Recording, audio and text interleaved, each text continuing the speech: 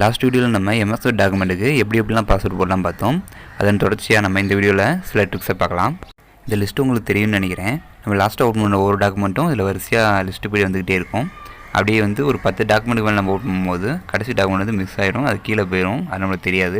அப்படி உள்ள டாக்குமெண்ட் ஒரு முக்கியமான இடத்துல தேவைப்படுதுன்னா அதை நம்ம பின் பண்ணி வச்சுக்கலாம். அதை எப்படி பின் பண்ணுறதுன்னு அந்த வீடியோவில் நம்ம பார்க்க போகிறோம். இப்போ இந்த இடத்துல பின் ஐக்கான் இருக்குது பார்த்தீங்களா, அதை கிளிக் பண்ணால் போதும், அது மேலே பின் ஆகிக்கும். அதை நம்ம வேணாலும் யூஸ் பண்ணிக்கலாம். நீங்கள் அடுத்து எந்த டாக்குமெண்ட் ஓப்பன் பண்ணாலும் அது கீழே போயிடாது. அந்த டாக்குமெண்ட் உங்களுக்கு தேவையில்லைங்கிற பட்சத்தில் அன்பின் பண்ணி விட்டுக்கலாம். இதுலேயே ரைட் கிளிக் பண்ணிட்டு இதில் கீழே பார்த்தீங்கன்னா ஓப்பன் ஃபைல் லொக்கேஷன் இருக்கும். இப்போ நிறைய டாக்குமெண்ட் எந்த ஃபைலில் இருக்குன்னு நமக்கு தெரியாது. அப்போது அப்படிப்பட்ட பட்சத்தில் நம்ம இந்த மாதிரி ஓப்பன் பண்ணி இந்த ஃபைல் லொக்கேஷனை கண்டுபிடிச்சிக்கலாம்.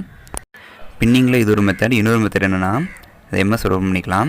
இதில் வந்து ஆஃபீஸ் பட்டனை கிளிக் பண்ணுங்கள். கிளிக் பண்ணிட்டு சைடில் பார்த்தீங்கன்னா ரீசெண்ட் டாக்குமெண்ட்டில் இருக்குது பார்த்தீங்களா, இதில் நம்ம பின் பண்ணி வச்சுக்கலாம் நம்மளுக்கு தேவையான டாக்குமெண்ட்டை. அதே மாதிரி அன்பின் பண்ணி நம்ம ரிமூவ் பண்ணணும் பண்ணிக்கலாம். இது வேறு அது வேறு. இதில் பார்த்தீங்கன்னா சில டாக்குமெண்ட் இருக்குது பார்த்தீங்களா, அதில் இருக்க டாக்குமெண்ட் வேறு. ஆனால் ரெண்டுமே ஒரே டாக்குமெண்ட் தான், ஆனால் பின்னிங் பொறுத்து மாறும். இதில் பின் பண்ணி வச்சுட்டு அதில் இருக்கு நம்ம தேடக்கூடாது. அதுக்கு தான் நான் சொல்கிறேன்.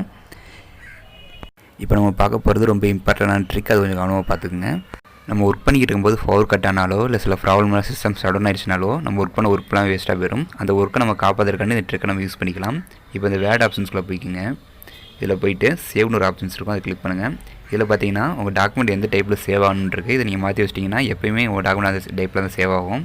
அது கீழே பார்த்தீங்கன்னா இதில் ஆட்டோ சேவ் ஆப்ஷன்ஸ் கொடுத்துருக்காங்க. இதில் நம்ம எவ்வளோ நிமிடங்கள் டைம் செட் பண்ணிக்கிறோமோ அவ்வளோ நிமிடங்களை எடுத்து ஆட்டோமேட்டிக்காக அதுவே சேவ் ஆகிக்கும்.